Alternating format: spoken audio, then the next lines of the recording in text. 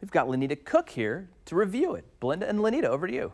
Well, that's right. We're here with film critic and InKansas City magazine contributor Lonita Cook with a look at Angel Has Fallen, along with a few comedies. So, Angel Has Fallen, we see Gerald Butler in an insurmountable situation. Sure. And so, as a viewer, does that really make us feel for him?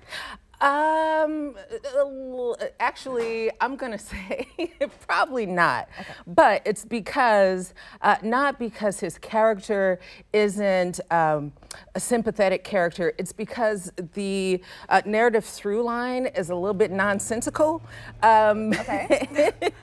and so Do tell. it doesn't quite do its job of eliciting that emotion from the audience. I'll tell you what, the first half of the film is just like, are you kidding me right now? Oh, for real right now? Like, you'll be asking all those questions like, dude, you think I'm gonna buy that kind of thing? And then Nick Nolte shows up and really changes the trajectory. You get one great scene and then it's awesome from there. Okay, well, I think that maybe the awesome part is what we want to talk about so much.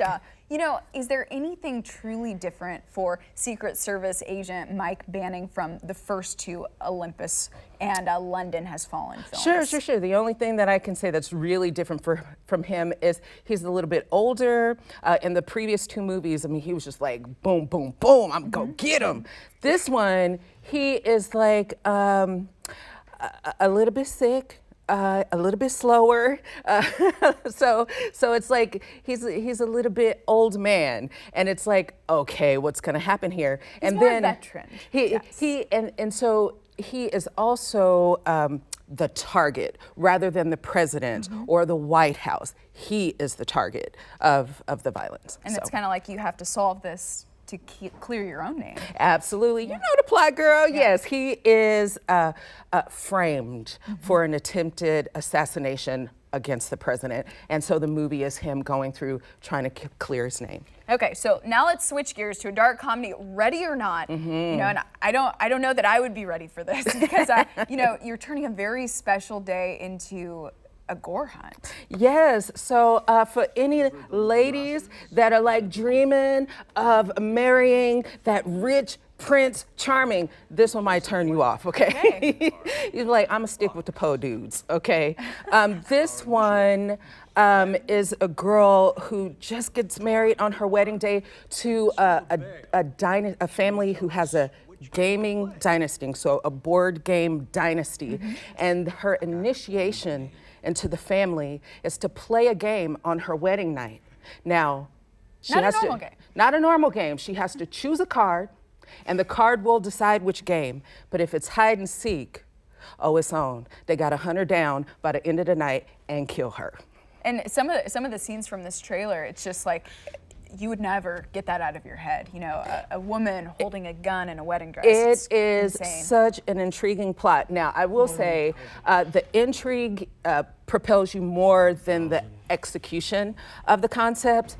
You can feel when the plot is thickening, but they never really raise the stakes. But I think if you go see this one, good time. Had by all. Yeah. Okay, and then totally different movie again, Good Boys. So, of course, this involves children. Yes. In a comedy. I don't have a lot to say about this one. This one's been out for a couple of weeks now. It's doing very well at the box office. The only thing I can say is if you're okay seeing a bunch of middle schoolers in a raunchy adult humor comedy, then you'll really have a good time. Very Seth Rogen. Yeah, very Seth Rogen. And if you are a little bit more conservative, this one might be a little offensive to you. Okay, and real quick, from Netflix, we also have Sextuplets, of course. Marlon Wayans. Doing so many different characters. That's right.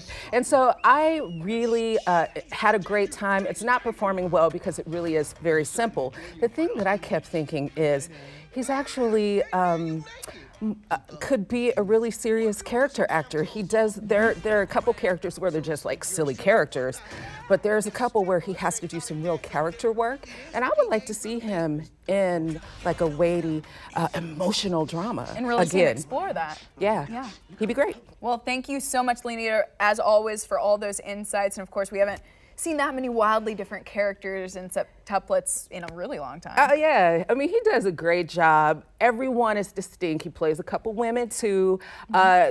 He plays all of his siblings, and the sister Oh, she's on. She's funny. Oh, yeah, okay. she is. Lonita, thank you again.